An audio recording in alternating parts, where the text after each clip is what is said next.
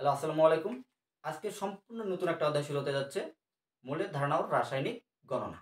তো প্রথমে আমাদের জানতে হবে মোল ব্যাপারটা কি, তারপরে টপিক লিমিটিং বিক্রিয়ক যেটা এই ক্লাসে শেষ হবে। পরের ক্লাসে আমরা আলোচনা করব ঘনমাত্রা, মোলারিটি, আণবিক সংকেত, স্থূল সংকেত, রাসায়নিক সমীকরণের সমতাকরণ। মূলত এই অধ্যায়টা গাণিতিক একটা অধ্যায়, আর রসায়নের সবথেকে ইম্পর্টেন্ট এবং মজার একটা অধ্যায়, ফিল পাওয়ার একটা অধ্যায় হচ্ছে মৌলের ধারণা ও রাসায়নিক গণনা। মূলত আমি প্রতিটা অধ্যায় ৬টা থেকে ৭টা ক্লাসের মধ্যে শেষ করি। এই ক্লাসগুলো করলেই তোমাদের রসায়ন একদম ভালোভাবে কভার হয়ে যাবে। পরীক্ষায় ভালোভাবে তোমরা প্রশ্ন নিজে থেকে তৈরি করতে হবে, প্রশ্ন তো কমন পাবেই। সো ভিডিওটা খুবই গুরুত্বপূর্ণ, অবশ্যই খাতা কলমে নোট করতে হবে। আর উপরে টাইটেল লাগো মোল, মোল সম্পর্কিত ধারণা। ওকে,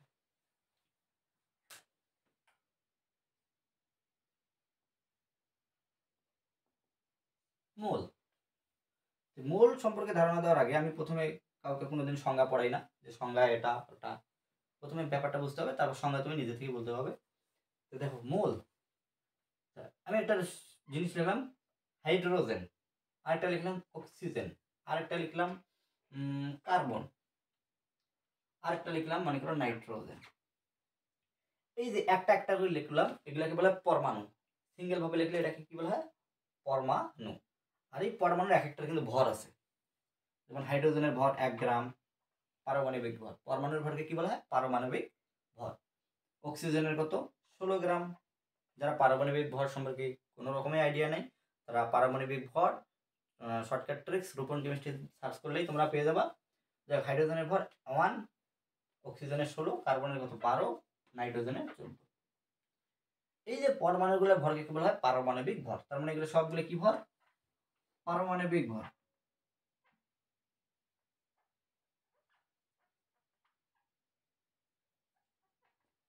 ওকে, পারমাণবিক ভর সবগুলো গ্রাম। ওকে, এই যে পরমাণু, ঠিক আছে, পরমাণুগুলো যদি অসংখ্য পরমাণু যদি একসাথে হয় সেটাকে বলা হয় অণু। যেমন হাইড্রোজেন একটা আছে, যদি দুইটা হাইড্রোজেন যদি লিখি, একাধিক পরমাণু একসাথে হয়ে যে জিনিসটা তৈরি করে এটাকে বলবো আমরা অণু বলবো। এটাকে কি বলবো আমরা? অণু। মনে করো দুইটা অক্সিজেন, তার মানে কি? আগে কি ছিল? একটা ছিল, মানে পরমাণু বলছিলাম, এখন দুইটা, তার মানে কি? এটাকে কি বলবো আমরা? অণু। একাধিক পরমাণু একসাথে হয় কি বলা হয়? অণু। এই মনে করে, এবার মনে করে N3, এটা একটা কি? অণু। মনে করো CO2, একাধিক পরমাণু একসাথে হয়েছে। দেখো, অক্সিজেনের দুটা পরমাণু, কার্বনের একটা পরমাণু, একাধিক পরমাণু একসাথে হয়েছে, এটা কি বলবো আমরা? কি? অণু। সবগুলাই অণু, সবগুলাই অণু। কিন্তু এইখানে একটা ব্যাপার আছে, দেখো এখানে কিন্তু ভিন্ন ভিন্ন অণু আছে। যদি ভিন্ন, দেখো ভিন্ন ভিন্ন পরমাণু আছে, কার্বন আছে, অক্সিজেন আছে, এটাও তো একটা অণু। কিন্তু এই অণুর মধ্যে কি ভিন্ন ভিন্ন পরমাণু আছে, কার্বন একটা, অক্সিজেন দুটা। ভিন্ন ভিন্ন পরমাণু নিয়ে যদি অণু গঠন করে, সেটাকে আবার নতুন ভাবে একটা নাম দেওয়া যায়। এটা কি বলা হয়? যৌগ। এটাকে নতুন ভাবে কি বলা হয়? যৌগ, কম্পাউন্ড। যৌগ, যাই হোক, অত ওগুলো জানার দরকার নাই। যৌগ, সবগুলো কি? অণু। তো এই অণুটার একটা ভর আছে, অণুর ভরকে বলা হয় আণবিক ভর। তো এটার আণবিক ভর কত হবে? একটা হাইড্রোজেনের 1, দুইটা আছে মানে 2 গুণ, তার মানে 2 গ্রাম। 2 গ্রাম। এটার কত হবে? একটা অক্সিজেনের 16, দুইটা আছে মানে 2 গুণ, 16 দুগুণে 32 গ্রাম। তার মানে অক্সিজেন অণুর ভর 32 গ্রাম। এই কার্বন ডাইঅক্সাইড অণুর অণুর ভর কত? কার্বন ডাইঅক্সাইড অণুর ভর বা যৌগের ভর, যৌগের ভর না বলে আমরা অণু বলবো। আমরা তো জানি এটা যৌগ, এটা এটা তো অণু। হ্যাঁ, এই কার্বন ডাইঅক্সাইড এর আণবিক ভর কত? কার্বনের কত জানি আমরা? 12। অক্সিজেনের কত জানি? একটা অক্সিজেনের 16, এখানে দুইটা আছে মানে 2 গুণ, 16 গুণ 2। কার্বন আলাদাভাবে লিখলাম, অক্সিজেন আলাদাভাবে লিখলাম। যেহেতু দুটো আলাদা আলাদা জিনিস, মাঝখানে যোগ করে দিব। কার্বনের ভর এবং অক্সিজেনগুলোর ভর আলাদা করে দিলাম। কার্বনের 12, একটা 32, 12 যোগ 32 তো আর 44। কার্বন ডাইঅক্সাইডের 44 গ্রাম। নাইট্রোজেনের কত?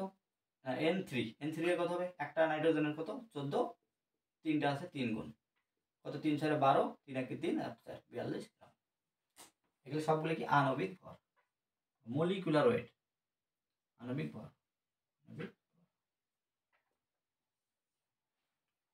আণবিকের ইংলিশ মলিকুলার, ভরের ইংলিশ ওয়েট, মলিকুলার ওয়েট।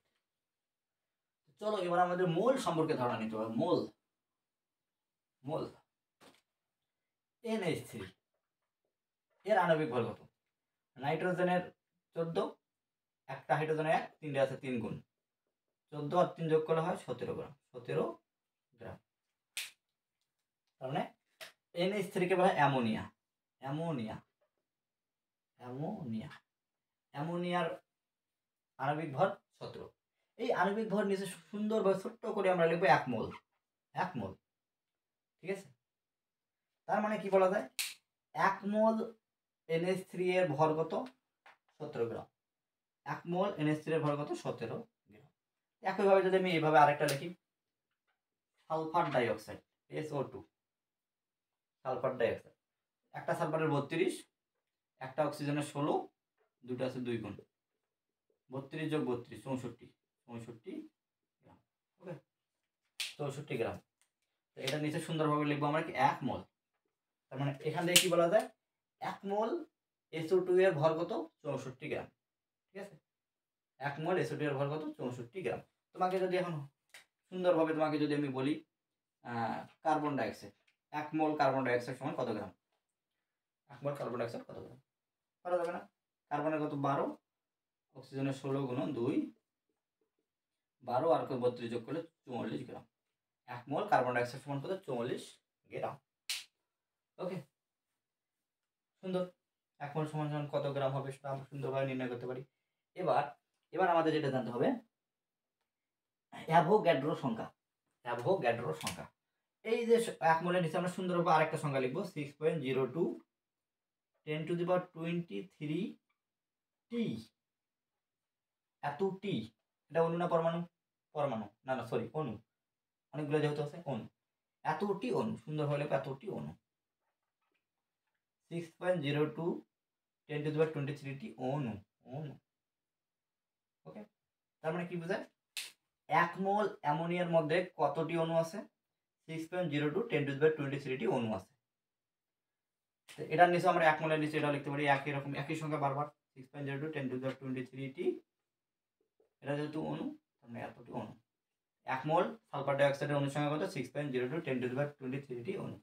এটার ক্ষেত্রে একই রকম 6.02 10⁻23 টি অণু।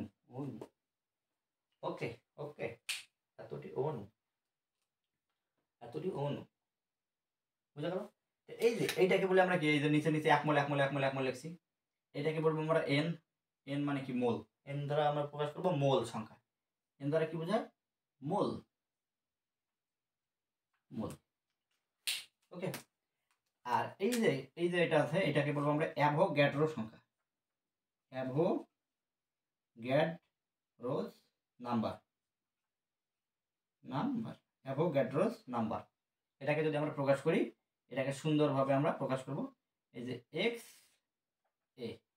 এ মানে অ্যাভোগাড্রো, এক্স মানে নাম্বার। অ্যাভোগাড্রোস নাম্বার এক্স এ মানে কত? 6.02 10⁻23 টি। অণু হলো অণু, পরমাণু হলো পরমাণু। এই যে নিচে যে আমরা ভরটা লিখছি, এটাকে বলবো আমরা এম। এটাকে কি বলবো আমরা? এম, আণবিক ভর। এম মানে আণবিক ভর বা মলিকুলার ওয়েট। এম মানে মলিকুলার ওয়েট, আণবিক ভর বা এম। ওকে, আণবিক ভর করা যাবে? তোমাকে যদি এখন বলি 64 গ্রাম সালফার ডাইঅক্সাইডের অণুর সংখ্যা কত? 6.02 10⁻23 টি, এতটি অণু। তোমাকে যদি বলি 44 গ্রাম কার্বন ডাইঅক্সাইড সমান কত মোল? 1 মোল। 44 গ্রাম কার্বন ডাইঅক্সাইডের অণুর সংখ্যা কত? এতটি। করা যাবে? সুন্দর। চলো এবার আমার মূল পড়ায় চলে দেবো। আজকে মূল পড়া। এখন আমাদের একটু ধারণা হলো, মোলের ধারণা একটু হয়ে গেল, তার কত মোল করে হবে। মূল পড়া,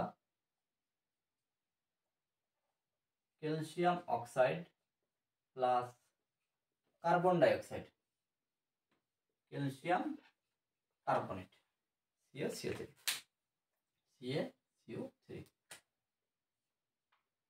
কার্বন ডাইঅক্সাইড কিন্তু একটা গ্যাস, যেটা আমরা জানি অক্সিজেন গ্যাস, কার্বন ডাইঅক্সাইড একটা গ্যাস। কার্বন ডাইঅক্সাইড আমরা নিঃশ্বাসের সময় কি করি? ত্যাগ করি।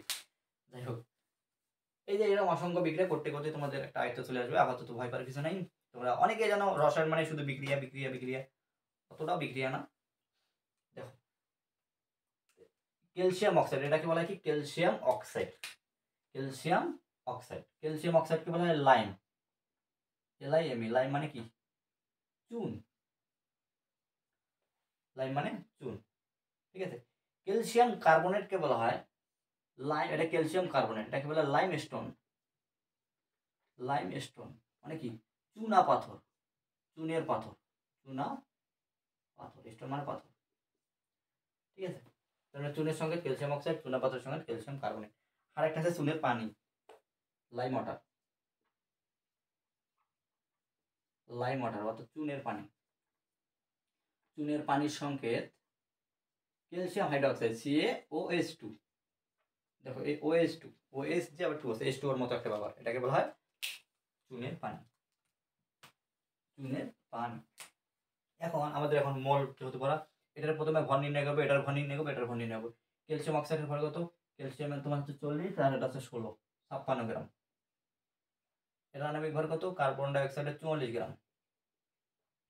এটা কত? ক্যালসিয়ামের 40, কার্বনের 12, অক্সিজেনের 3, 100 গ্রাম। 100 গ্রাম। এগুলো কি আণবিক ভর, এগুলো কি আণবিক ভর। এর নিচে কি লেখা যায়? এর নিচে লেখা যায় 1 মোল। এর নিচে কি লেখা যায়? 1 মোল। এর নিচে কি লেখা যায়? 1 মোল। এর নিচে 1 মোল। তার নিচে আবার কি লেখা যায়? 6.02 10⁻23 টি। কি অণু না? এটা কি অণু না পরমাণু? অণু, এতটি অণু। এটা নিশ্চয়ই একই সংখ্যা, 6.02 10⁻23 টি অণু। 6.02 10⁻23 টি কি লেখা যায়? অণু লেখা যায়, ঠিক আছে, লেখা যায়। এখন গ্যাসের ক্ষেত্রে একটা টপিক আছে, গ্যাসের ক্ষেত্রে স্ট্যান্ডার্ড টেম্পারেচার অ্যান্ড প্রেসার। গ্যাসের ক্ষেত্রে ধরেন গ্যাস কোনটা? এটা কিন্তু গ্যাস, এটা কিন্তু শক্ত জিনিস চুন, এটা কিন্তু চুনের আরো শক্ত জিনিস চুনা পাথর, আর এটা কিন্তু গ্যাস। গ্যাসের ক্ষেত্রে সুন্দরভাবে এখানে নিচে একটা জিনিস সংখ্যা লিখবা, 22.4, 22.4 লিটার, 22.4 লিটার। লিটার মানে আয়তন, আয়তনের একক কি? লিটার। এসটিপিতে, এসটিপি জানার দরকার নেই। এসটিপি একটা স্ট্যান্ডার্ড টেম্পারেচার অ্যান্ড প্রেসার। এসটিপিতে একটা মান আছে এত। তার মানে এটা দ্বারা বোঝায় কি? 44 গ্রাম কার্বন ডাইঅক্সাইডের আয়তন কত? 22.4 লিটার। 1 মোল কার্বন ডাইঅক্সাইডের আয়তন কত? 22.4 লিটার। যদি বলে এতটি অণু, দেখো 6.02 10⁻23 টি কার্বন ডাইঅক্সাইড অণুর এসটিপিতে আয়তন কত? 22.4 লিটার। ওকে, সহজ কথা। 44 গ্রামের কার্বন ডাইঅক্সাইডের এসটিপিতে আয়তন এত লিটার, 1 মোলের এসটিপিতে আয়তন এত লিটার। মনে রাখতে হবে এগুলোর মতোই।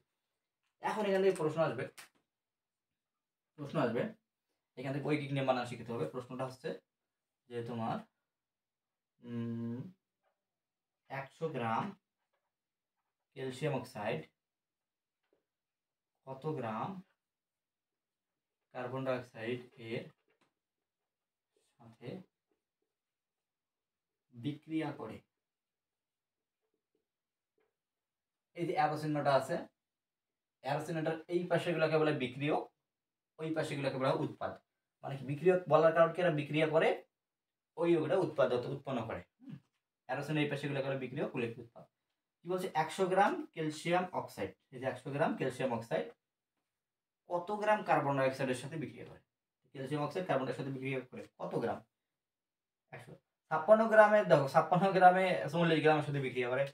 এটা না দিয়ে বলছে যে 100 গ্রামে কতটুকু বিক্রিয়া করে। হ্যাঁ, এটা আমাদের নির্ণয় করতে হবে। সলিউশনটা কি হবে? দেখো সলিউশনটা কি হবে, খুবই মনোযোগ দাও। সলিউশনটা কেমন হবে? এখানে মূলত তোমাকে কি কি টপিক দেওয়া আছে দেখো। ক্যালসিয়াম অক্সাইড শব্দটা লেখা আছে, আর কার্বন ডাইঅক্সাইড লেখা আছে। মানে ক্যালসিয়াম অক্সাইড এবং কার্বন ডাইঅক্সাইডের এই যে সমীকরণটা লিখতে হবে। ক্যালসিয়াম অক্সাইড কার্বন ডাইঅক্সাইড দিয়ে ক্যালসিয়াম কার্বনেট হয়, সমীকরণটা লিখতে হবে। প্রথম কাজ সমীকরণটা লিখতে হবে এরকম ভাবে। লেখার পর এই কাজগুলো তোমাকে সুন্দরভাবে লিখতে হবে, লিখে না দিলাম এখানে। লেখার পর তোমাকে একটা ঐকিক নিয়ম বানাইতে হবে। এখানে একটা ঐকিক নিয়মের প্রথম লাইন বানাইতে হবে। ক্যালসিয়াম অক্সাইড কার্বন ডাইঅক্সাইড নিয়ে কাজ। তার মানে কি? ক্যালসিয়াম অক্সাইড আর কার্বন ডাইঅক্সাইড নিয়ে এখানে কাজ। আইডেন্টিফাই করলাম। ক্যালসিয়াম অক্সাইডের কি সম্পর্ক? এখানে গ্রাম সম্পর্ক। ক্যালসিয়াম অক্সাইডের গ্রাম কোথায় আছে? এটা তো মোল, এখানে তো টি, এই যে গ্রাম। ক্যালসিয়াম অক্সাইডের গ্রাম। কার্বন ডাইঅক্সাইডে কি নির্ণয় করতে হবে? গ্রাম নির্ণয় করতে হবে। তার মানে কার্বন ডাইঅক্সাইডে কি নির্ণয় করতে হবে? এই যে গ্রাম। সুন্দরভাবে এইটা আর এটা আমি আইডেন্টিফাই করলাম। প্রথম কী কাজ, সমীকরণটা লিখতে হবে। তারপর কী কাজ, এই জিনিসগুলো লিখতে হবে। তারপর কী কাজ, ক্যালসিয়াম আর ক্যালসিয়াম অক্সাইড আর কার্বন ডাইঅক্সাইডকে আমি সিলেক্ট করে নিলাম।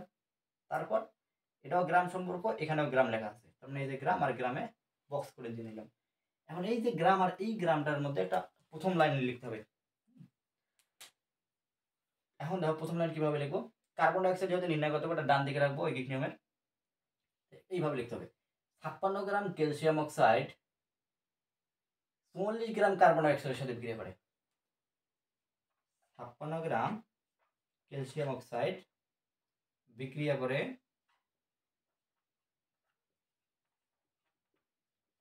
44 গ্রাম কার্বন ডাইঅক্সাইডের সাথে। দেখো কার্বন ডাইঅক্সাইড যেহেতু নির্ণয় করলাম, কার্বন ডাইঅক্সাইড অংশটাকে ডান দিকে রাখলাম। এই যে প্রথম আমাদের এই যে মানে যেটা বানাইলাম সেটা দেখে আমাদের ঐকিক নিয়মটা লিখতে হবে। Must must. এখন দেখো 1 গ্রামে কত হবে, 1 গ্রাম ক্যালসিয়াম অক্সাইড বিক্রিয়া করে কম। সুতরাং 100 গ্রাম, 100 গ্রামে কতটুকু বিক্রিয়া করে, 100 গ্রাম, এই যে যেটা দেওয়া আছে এবার এটা নির্ণয় করবে, বসাতে দিলাম 100 গ্রাম। তো ক্যালসিয়াম অক্সাইড, এই যে ক্যালসিয়াম অক্সাইডের নিচে ক্যালসিয়াম অক্সাইড পড়ে গেছে, বিক্রিয়া করে কি বেশি হবে, 44 গুণন 100 নিচে 56, এত গ্রাম কার্বন ডাইঅক্সাইড, এত গ্রাম কি কার্বন ডাই অক্সাইড। এখানে ক্যালকুলেশন করে একটা যে মান আসবে এত গ্রাম, এটাই আনসার। ওকে, তাহলে 100 গ্রাম ক্যালসিয়াম অক্সাইড ওই যে এত গ্রাম কার্বন ডাইঅক্সাইডের সাথে বিক্রিয়া করে, পারা যাবে না? সুন্দর। এবার দেখো তোমাকে যদি বলতো এখানে কত গ্রাম না দিয়ে যদি বলতো কত মোল কার্বন ডাইঅক্সাইডের সাথে বিক্রিয়া করে, তার মানে কি হয়েছে দেখুন, ক্যালসিয়াম অক্সাইডের গ্রাম সম্পর্ক, ক্যালসিয়াম অক্সাইডের গ্রাম সম্পর্ক। এবার কার্বন ডাইঅক্সাইডের মোল সম্পর্ক, এই কার্বন ডাইঅক্সাইড মোল সম্পর্ক, তখন এটাকে না সিলেক্ট করে আমরা সিলেক্ট করতাম কোনটা, মোলটাকে। প্রথম লাইনটা কি হইতো, 56 gram calcium oxide 1 mole carbon ডাইঅক্সাইডের সাথে বিক্রিয়া করে। 56 গ্রাম ক্যালসিয়াম অক্সাইড বিক্রিয়া করে 1 মোল কার্বন ডাইঅক্সাইড এর সাথে। ঠিক আছে, 1 গ্রামে কি হবে, কম। সুতরাং 100 গ্রামে কি হবে, বেশি। ওকে, 100 গ্রামে বেশি। যত হবে তত কি, তত মোল।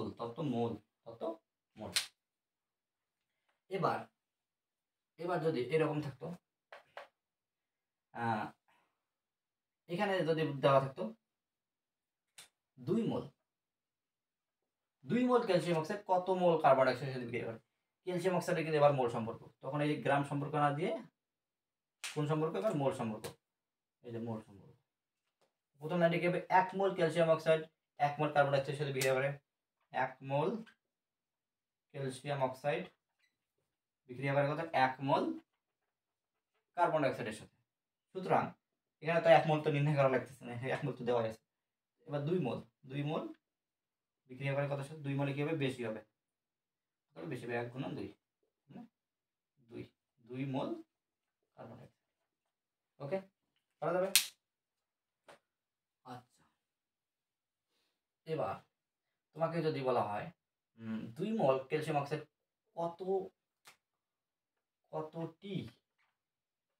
কতটি কার্বন ডাইঅক্সাইডের সাথে বিক্রিয়া করে, এবারে কিন্তু কার্বন ডাইঅক্সাইডের টি সম্পর্ক, এই যে টি সম্পর্ক, আর মোল সম্পর্ক কিন্তু নাই।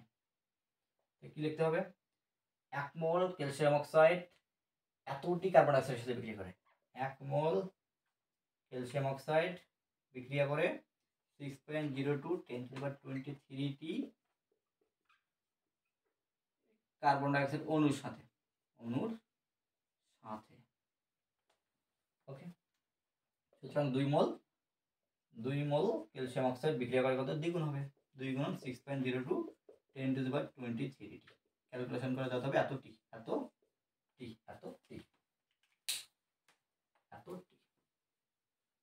যদি টি না বলে, তোমাকে যদি বলে কত লিটার,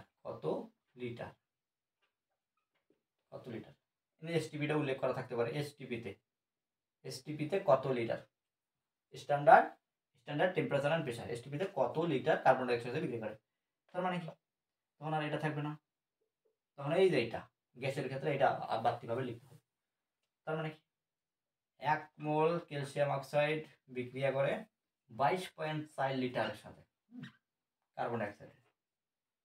সুতরাং 2 এর সাথে কত হবে, 2 গুণ 22.4, যত হবে তত লিটার পারা যাবে। ওকে, এবার দেখো 80 গ্রাম কার্বন ডাইঅক্সাইড বিক্রিয়া করে কতটি ক্যালসিয়াম কার্বনেট উৎপন্ন করে, ক্যালসিয়াম কার্বনেট উৎপন্ন করে।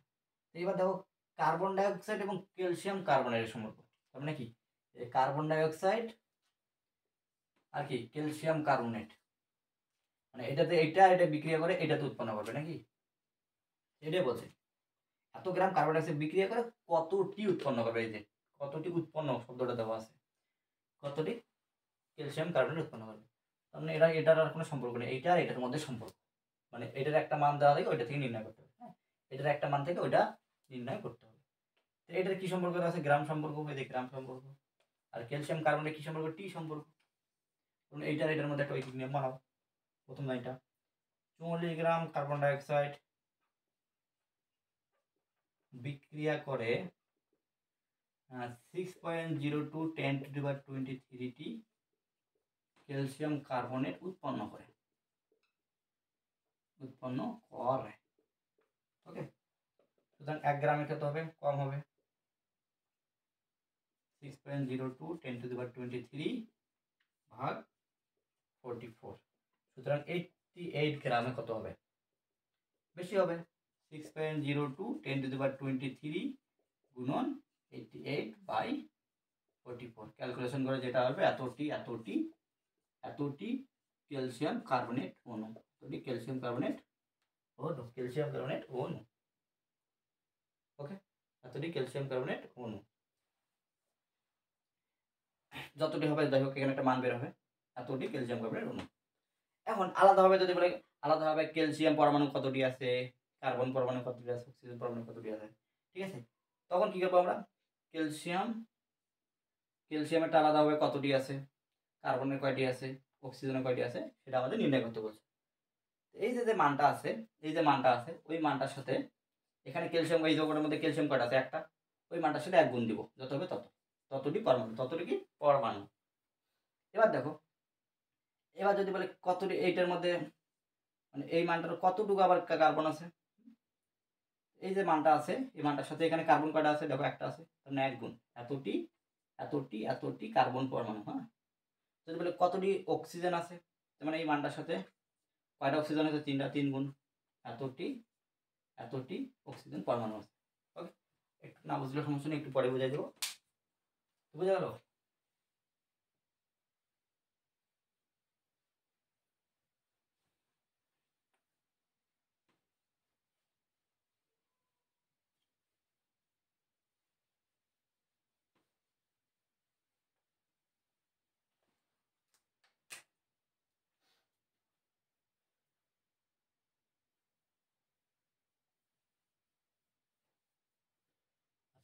N2 plus H2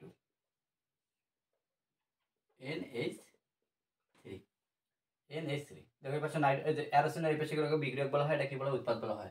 অ্যারোসিনের এই পাশে ততটা নাইট্রোজেন আছে, পাশে ততটা নাইট্রোজেন থাকতে হবে, এখানে আছে দুইটা, পাশে আছে একটা, সমান নাই, যেহেতু সমান করতে হবে, এটাকে বলে সমতাকরণ। সমতাকরণ ভিডিওটা আজকে না বানিয়ে আমি নেক্সট ক্লাসটাই আমি সমতাকরণের ভিডিওটা বানাবো, দেখে নিবা, আজকে এত লাগবে না। এই পাশে দুইটা আছে, এই পাশে একটা আছে, হাইড্রোজেন কয়টা আছে, পাশে দুইটা, এই পাশে আছে 3টা, ঠিক আছে। এখানে যদি আমি 2 দেই, এখানে যদি 2 দেই, হাইড্রোজেন কয়টা হয়ে গেল 6টা, যদি 3 দেই এখানে, দেখো দেখি সব কিছু ঠিকঠাক আছে কিনা। এবার নাইট্রোজেন এ পাশে 2টা, এ পাশে দেখো 2টা, এই যে 2 1 কে 2, মানে 2 1 কে 2, হাইড্রোজেন কয়টা 3 2 3 2 6, এখানে 3 2 6, ঠিক আছে। এটা হচ্ছে অ্যামোনিয়া, NH3 এটাকে কি বলা হয়, অ্যামোনিয়া। আর এই অ্যামোনিয়া উৎপন্ন করা হেবার-বস পদ্ধতি, কি পদ্ধতি, হেবার-বস পদ্ধতি কি উৎপন্ন করে, অ্যামোনিয়া, ঠিক আছে, এটা অ্যামোনিয়া উৎপাদনের বিক্রিয়া। একইভাবে এটার ক্ষেত্রে কি হবে, এটা কত হবে 14 দুগুণ 28 গ্রাম, দুইটা হাইড্রোজেন, দেখো দুইটা হাইড্রোজেন 1 গুণন 2, সাথে আবার 3 গুণ, 3 দুগুণে কত হবে 6 গ্রাম। এটা কত হবে নাইট্রোজেনের 14, 1 গুণন 3, এটার সাথে আবার এটা কি 2 গুণ আছে 17 দুগুণা 34 গ্রাম, 34 গ্রাম। এটা এটা এটা এটা এটা এটা এটা 1 মোল, এটা 1 মোল, এটা 1 মোল। এখানে অ্যাভোগাড্রো সংখ্যা 6.02 10⁻23t, ঠিক আছে। যেগুলো সবগুলো, এটা গ্যাস, এটা গ্যাস, এটা গ্যাস। এখানে 22.4, এখানে 22.4, এখানেও 22.4, এখানেও 22.4। আগের মতো যদি অঙ্ক বানাই দেয়, এটা ওটা করে দেয়, এই কোনটার সাথে কত গ্রাম করে বিক্রিয়া হবে পারা যাবে না? পারা যাবে। তো চলো এবার এটা করো, ভিডিওটা পজ করে তোমরা ফটাফট করে কমেন্ট করে জানাই দাও। H2SO4 44 গ্রাম H2SO4 সমান কত মোল? কত মোল? ভিডিওটা পজ করে ফটাফট করো।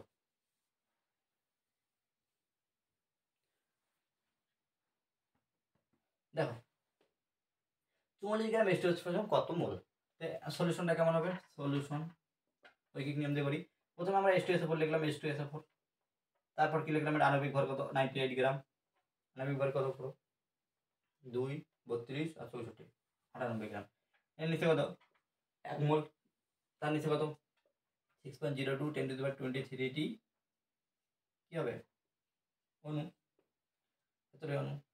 তোমাকে বলছে যে দেখো সালফিউরিক অ্যাসিডের 44 গ্রামে কত হবে, 44 গ্রামে কত মোল হবে, 44 গ্রামে কত মোল হবে।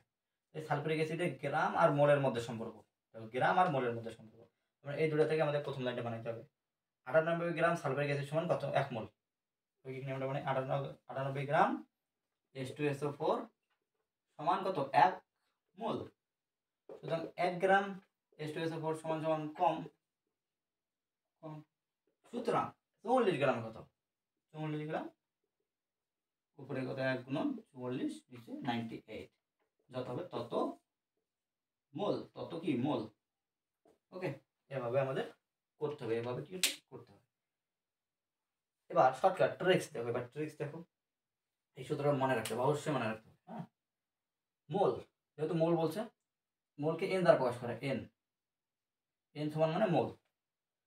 উপরে আছে ভর, যে ভরটা দেওয়া আছে, দেখো শর্টকাট ট্রিক্স, যে ভরটা দেওয়া আছে এটা আছে ডাব্লিউ দ্বারা প্রকাশ করে, প্রদত্ত ভর। উপরে প্রদত্ত ভর, নিচে আছে আণবিক ভর, এই যে আণবিক ভরটা যেটা নির্ণয় করি, নিচে বড় হাতের এম, এম মানে আণবিক ভর।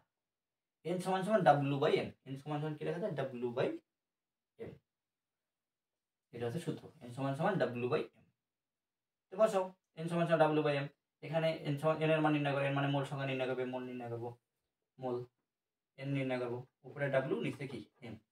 ডাব্লিউ এর মান কত 44, এম এর মান কত 98, যত হবে তত, যত হবে তত মোল, তত মোল।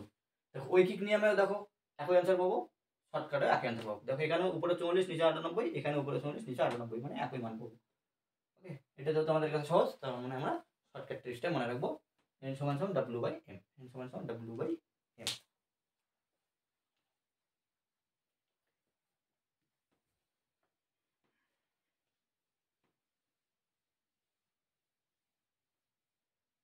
ঠিক আছে, এই যে এন এর আরো অনেক সূত্র আছে, এন সমান সমান ডাব্লিউ বাই এম, ঠিক আছে। আবার এন সমান সমান V by 22.4 litre, V by 22.4 litre, ওই যে আয়তনের ক্ষেত্রে যেটা আছে, আয়তনের ব্যাপার থাকলে ভি বাই 22.4। এন সমান সমান লেখা যায়, অ্যাভোগাড্রো সংখ্যাটা আছে এক্স বাই অ্যাভোগাড্রো সংখ্যা, অর্থাৎ Avogadro number N A, X A by N A, number of Avogadro, Avogadro number, N A মানে অ্যাভোগাড্রো নাম্বার। প্রথমের দিকে একদম দেখাইছিলাম এক্স এর দেখাইছিলাম, এন এ, ঠিক আছে। এন সমান সমান এক্স বাই এন এ, যেগুলো শর্টকাট ট্রিক্স, এগুলো দিয়ে অঙ্ক করা যায়। তার মানে একবারে আমরা লাইনটা কিভাবে লিখতে পারি, এন সমান সমান W by M, V by 22.4 X by N A, N এর মান কত ওই 6.02 10⁻ 23 6.023 10 to the power 23 এই সূত্র দিয়েও শর্টকাটে করা যায়।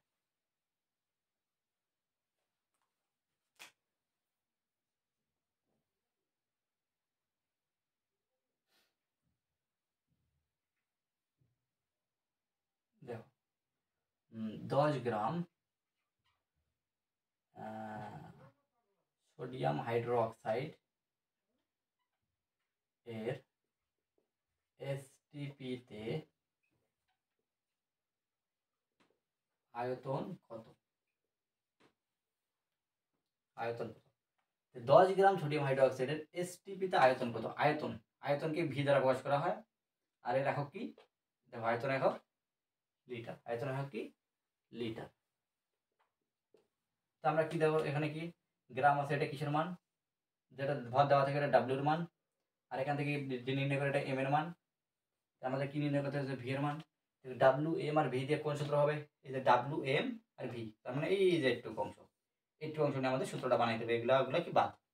তার মানে কি লেখা যায়? ডাব্লিউ বাই এম সমান ভি বাই 22.4। ডাব্লিউ এর মান কত? 10। এম এর মান কত হবে? এখানে সোডিয়ামের 23। এম এর মান কত হবে? এম এর মান সোডিয়ামের 23, অক্সিজেনের 16, হাইড্রোজেনের 1। যাই হোক, কোথায় হোক, এখানে ভি, এখানে 22.4। এখানে ক্যালকুলেশন করে ভি এর একটা মান বের হবে এত লিটার, এত লিটার, এত লিটার।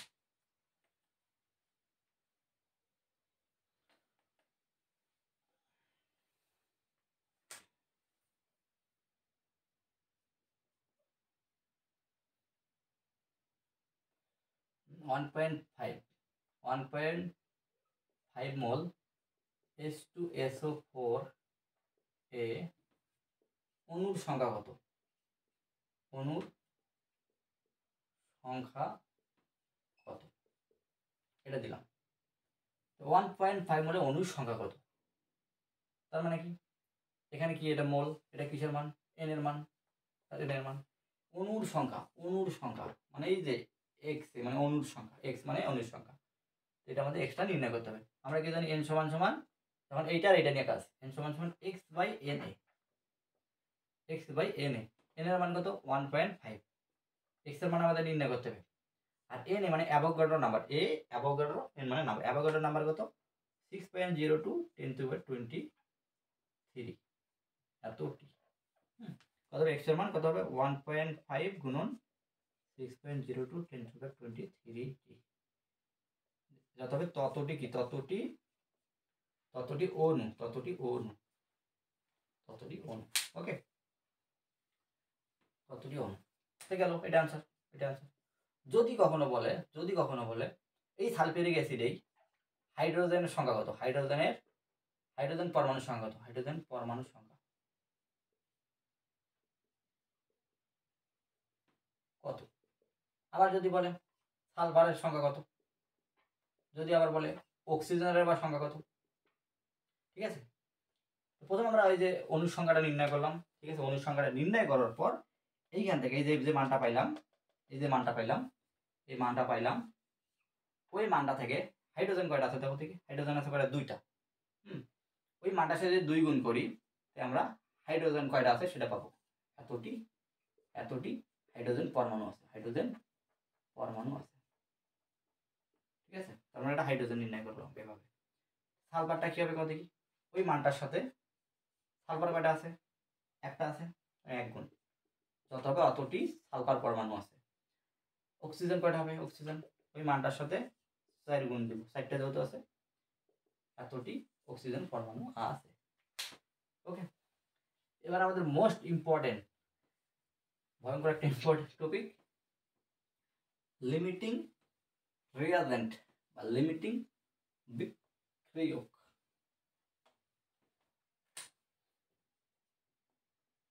লিমিটিং রিয়াজেন্ট বা লিমিটিং বিক্রিয়ক, বাংলায় বলে লিমিটিং বিক্রিয়ক। ভয় পাওয়ার কিছু নেই, বক্স আকারে দিচ্ছে যে মনে ভয় পাওয়ার কিছু নেই। আগের গুলো ঐকিক নিয়ম আমি দিব। তো মনে করো এখানে দেখো, মনে করো আগেরটার মতো নাইট্রোজেন আছে, পাশে হাইড্রোজেন আছে। নাইট্রোজেন আর হাইড্রোজেন মিলে কোন সমীকরণটা জানা হয়? একটু একটু লিখি, নাইট্রোজেন আর হাইড্রোজেন মিলে ওই যে হেবারবস পদ্ধতিতে কি উৎপন্ন হয়, অ্যামোনিয়া উৎপন্ন হয়, NH3 সমতাকরণ অবশ্যই করতে হবে, এখানে 2 এখানে 3। যাক এটা দেওয়া আছে, এখানে উদ্দীপক, এটা উদ্দীপক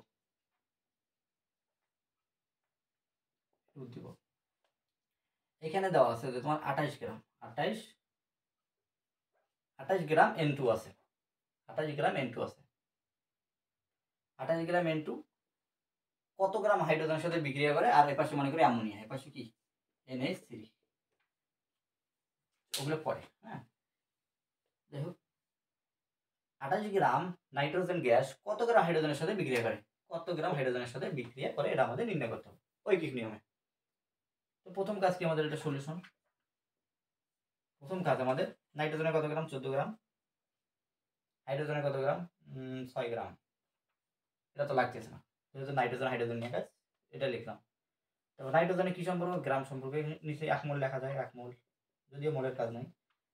এখানে নাইট্রোজেনের গ্রাম সম্পর্ক 28 গ্রাম, এখানে হাইড্রোজেনের কি গ্রাম বলছে, এত গ্রাম, কত গ্রাম, হ্যাঁ কত গ্রাম, এটা হলো গ্রাম সম্পর্ক।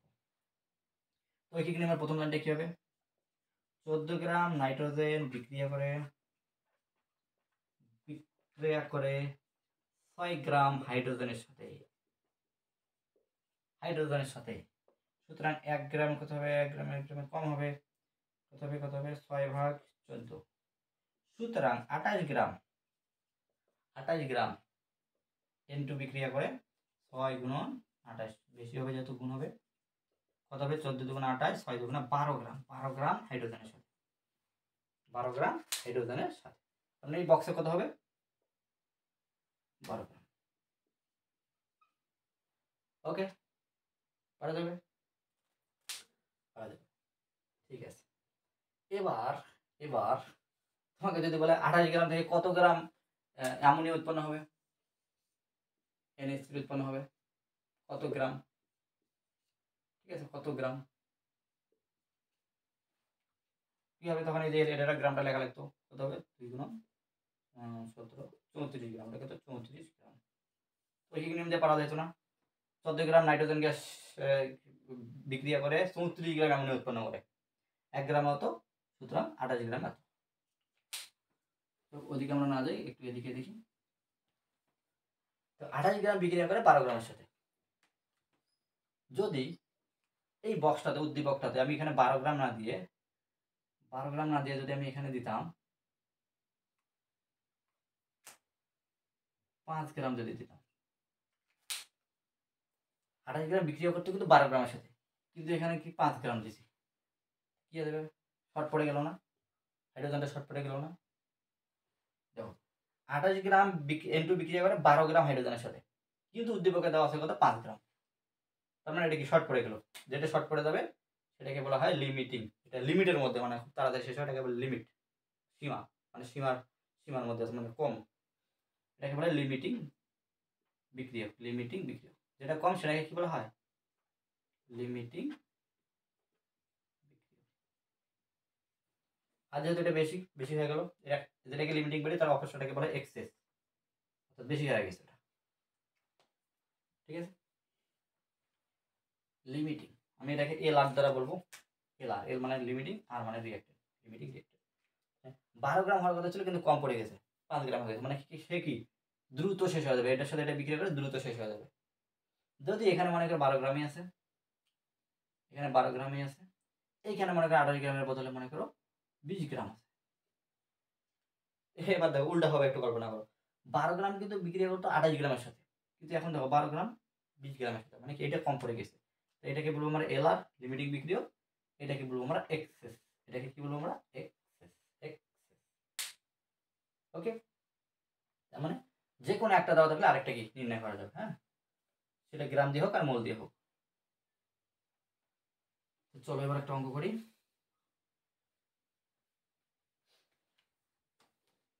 একটা বইয়ের অঙ্ক করি, পড় প্রশ্ন করি।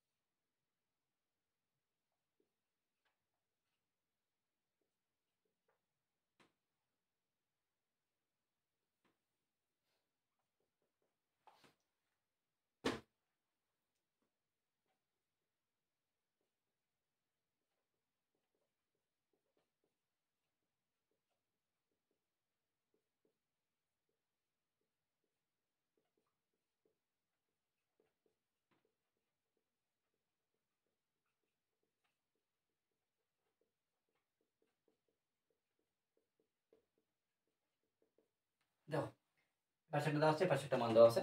লিমিটিং বিক্রিয়ক কোনটি নির্ণয় করতে হবে, এই দুটোর মধ্যে কোনটা লিমিটিং বিক্রিয়ক আগে ভাগে শেষ হয়ে যাবে আর কি উৎপাদের পরিমাণ। প্রথমে আমরা লিমিটিং বিক্রিয়কটা দেখি, তারপর উৎপাদের পরিমাণ। এটা সহজ।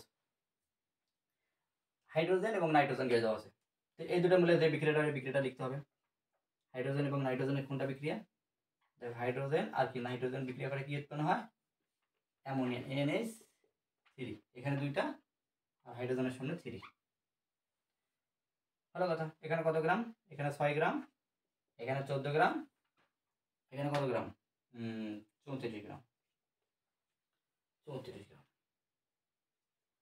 যে এখন এখন এই দুটোর মধ্যে কিন্তু কম বেশি হয়ে আছে। হ্যাঁ, এখন আমাদের নির্ণয় করতে হবে। ধরো এইটা থেকে আমি এই 100 গ্রামের সাথে কত গ্রাম বিক্রিয়া করে সেটা নির্ণয় করবো। হ্যাঁ, কত গ্রাম বিক্রিয়া করে সেটা আমাদের নির্ণয় করতে হবে। এখানে কমও দেওয়া থাকতে পারে, বেশি দেওয়া থাকে, এই মানটা কিন্তু কম বেশি থাকতে পারে। 100 গ্রামের সাথে কত গ্রাম আসলে অ্যাকচুয়াল বিক্রিয়া করে সেটা আমরা প্রথমে দেখি, বা উল্টাভাবে দেখা যায় 500 গ্রামের সাথে কত গ্রাম বিক্রিয়া করে সেটা দেখা যায়। যে কোনো একটা, মনে করো এটাকে যদি ধরি, এটা মনে করো নাই, এটা মনে করো নাই, এখানে একটা মান নির্ণয় করবো। বা এটা থেকে যদি নির্ণয় করি তখন এটা নাই, এখানে একটা নির্ণয় করবো। আচ্ছা, কত কিছু বোঝার দরকার নাই। এখন দেখো 100 গ্রামের সাথে মূলত কত গ্রাম বিক্রিয়া করে? 100 গ্রামের সাথে কত গ্রাম বিক্রিয়া করে? দেখো হাইড্রোজেন 6 গ্রামের সাথে বিক্রিয়া করে 14 গ্রাম। 6 গ্রাম হাইড্রোজেনের সাথে বিক্রিয়া করে কত? 14 গ্রাম। 1 গ্রামে কত? 1 গ্রামে কি হবে? 1 গ্রামে কম হবে, 14/6। সুতরাং 100 গ্রামে কত হবে? এই যে 100 গ্রামে, 100 গ্রামে কত হবে? উপরে 100, ক্যালকুলেশন করলে কত হয়?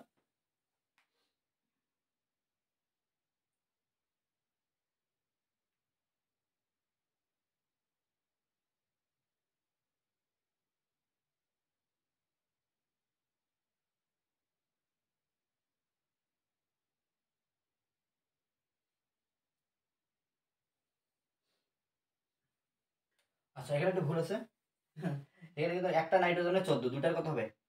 28। দুটার কত হবে? 28 হবে। 28 গ্রাম। ঠিক আছে, 28 গ্রাম। আণবিক ভরগুলো তোমরা অবশ্যই সতর্কতার সাথে বসাবা। 28 গ্রাম ক্যালকুলেশন করলে হবে 466.66 গ্রাম। 66.66 গ্রাম। ওকে, তার মানে 100 গ্রামের সাথে 100 গ্রামের সাথে এই যে 100 গ্রামের সাথে নাইট্রোজেন বিক্রিয়া করবে কত? 466.66 গ্রাম।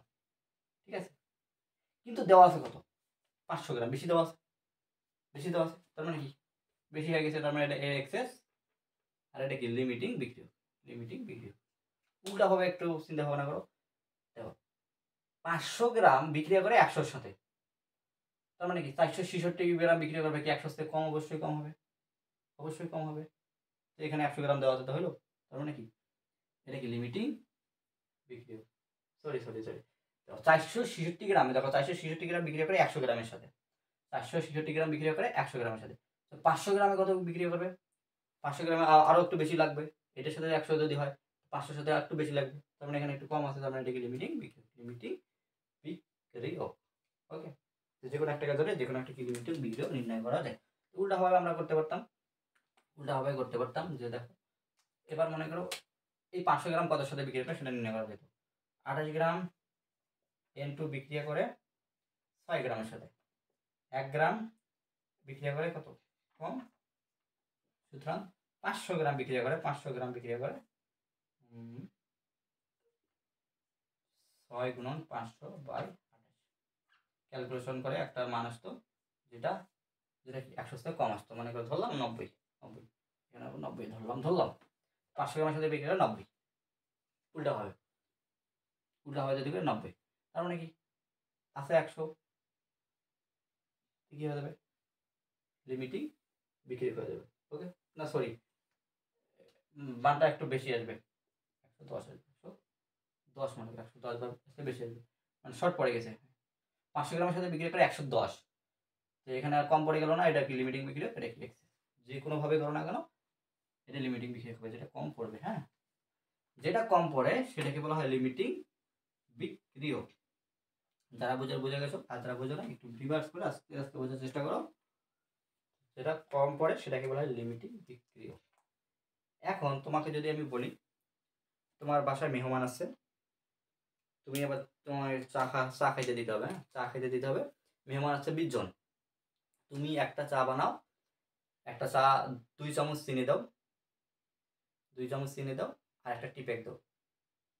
ভালোভাবে মনে রাখো, তুমি তোমার চা বানার রেসিপিটা হচ্ছে 2 চামচ চিনি দিবা আর একটা করে টি ব্যাগ দাও। এখন তোমার বাসায় মেহমান আসলে 20 জন।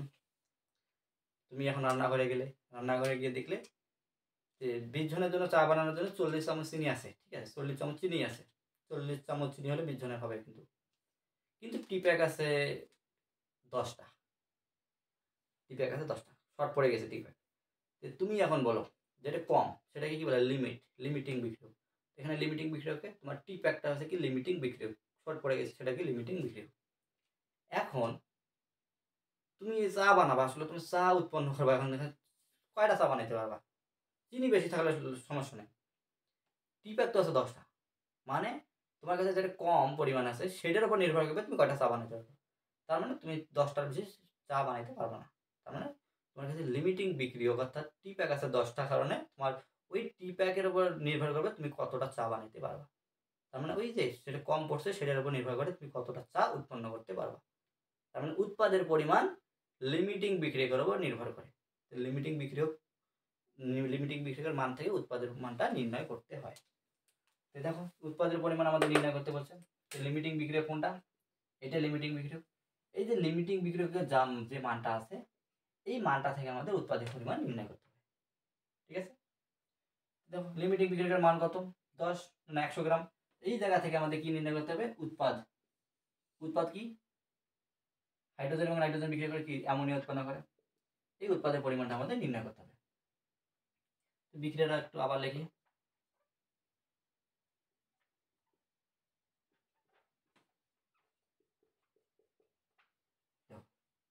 এটা কত গ্রাম? 6 গ্রাম। এটা 28 গ্রাম। এটা কত? 34 গ্রাম, ঠিক আছে। উৎপাদের পরিমাণ নির্ণয় করতে হবে। তার মানে কি এই যে হাইড্রোজেনের এই জায়গা থেকে আমাদের এই যে অ্যামোনিয়াটা নির্ণয় করতে হবে। প্রথম লাইন কি হবে? 6 গ্রাম H2 থেকে 34 গ্রাম NH3 উৎপন্ন হয়। সুতরাং 1 গ্রাম থেকে উৎপন্ন হয় 1 গ্রাম থেকে কম। সুতরাং 100 গ্রাম থেকে লিমিটিং বিক্রিয়ক কোনটা? এটা না, এটা না, এটা। ও সরি, আমরা কিন্তু অরিজিনালে লিমিটিং বিক্রিয়ক নির্ণয় করছি, কিন্তু এটা অরিজিনালি লিমিটিং বিক্রিয়ক নির্ণয় করছিলাম। এটা বোঝার জন্য একটু দেখাইছিলাম, এখানে এল আর লিখছি, এখানে একটা ভুল হয়েছে। এটা কি লিমিটিং রিঅ্যাকট্যান্ট, এটা কি এক্সেস, ঠিক আছে। তার মানে এখন যদি লিমিটিং বিক্রিয়ক যদি এটা হয়, তার মানে উৎপাদের পরিমাণ কোনটার উপর নির্ভর করবে? এটার উপর। এইটা থেকে আমাদের এইটা নির্ণয় করতে হবে। এবং ওই দিক নিয়ে আমার প্রথম লাইনটা কি হবে? এখন কার সাথে কার সম্পর্ক হবে? এই যে নাইট্রোজেনের সাথে এটা সম্পর্ক। তার মানে 28 গ্রাম N2 বিক্রিয়া করে উৎপন্ন করে কত গ্রাম? 34 গ্রাম অ্যামোনিয়া উৎপন্ন করে। লিমিটিং বিক্রিয়কের উপর নির্ভর করে, কিন্তু এটা থেকে কিন্তু না। ওই ঠিক নিয়ে প্রথম লাইনটা হবে এটা থেকে, লিমিটিং বিক্রিয়ক থেকে। সুতরাং 1 গ্রামে কম, সুতরাং 500 গ্রামে কত? 500 গ্রামে বেশি। 34 গুণ 500 ভাগ 28, যত হবে তত উৎপাদের পরিমাণ এত গ্রাম। ঠিক আছে, এটা হচ্ছে লিমিটিং বিক্রিয়ক। খুব কঠিন কিছু না, খুব সহজ। দেখা হবে নেক্সট ক্লাসে। আমরা আলোচনা করবো সমতাকরণ, তারপর আলোচনা করবো ঘনমাত্রা বা মোলারিটি। সব থেকে ইম্পর্টেন্ট টপিক যেটা মোলারিটি। আর আজকের এই ক্লাসে যেটা সব থেকে মনে রাখার বিষয় সেটা হচ্ছে তোমার ঐকিক নিয়মের প্রথম লাইনটা তৈরি করা। এই জিনিসগুলো দেখে প্রথম বিক্রিয়াটা একটু লিখতে হবে। এখানে অনেকগুলো বিক্রিয়া আছে, যেটা বিক্রিয়ার জন্য আলাদাভাবে একটা ক্লাস নিব। তোমাদের বইয়ের মানে তোমাদের টেস্ট পেপার বা যেখানে থেকে হোক, লাইট হোক, ওখান থেকে তোমাদের বিক্রিয়াগুলো, কমন বিক্রিয়াগুলো তোমাদের একটু কষ্ট করে হলেও মুখস্থ করতে হবে। এটার কোনো বিকল্প নেই, একটু কষ্ট করে মুখস্থ করতে হবে। প্রায় 10 থেকে 12টা বিক্রিয়া মুখস্থ করলে হবে। ঠিক আছে, তো দেখা হবে নেক্সট ক্লাসে। ততক্ষণ ভালো থাকো, সুস্থ থাকো, টাটা, বাই বাই।